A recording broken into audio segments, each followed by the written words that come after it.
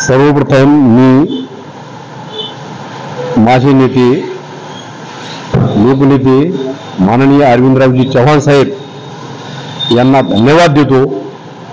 कारण की माझी एका सर्वसामान्य कार्यकर्त्याची त्यांनी शिफारस केली आणि माझी जिल्हा नियोजन मंडळावर निवड झाली। याबद्दल मी माननीय अरविंदरावजी चव्हाण साहेब यांचे धन्यवाद देतो आणि त्यांच्या विश्वासाला कुठल्याही प्रकारचा तडा जाणार नाही या निमित्ताने मी आपणास ग्वाही देतो।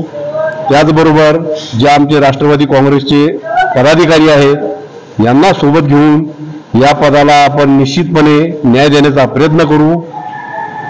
या ठिकाणी एवढंच बोलतो आणि पुन्हा एकदा माझे नेते माननीय अरविंदरावजी चव्हाण साहेब यांनी मला जो न्याय दिला आणि चव्हाण साहेबाची एक खासियत आहे की ते सर्व जाती धर्माच्या लोकांना सोबत घेऊन चालतात, कुठलाही त्यांच्याकडे भेदभाव नाही।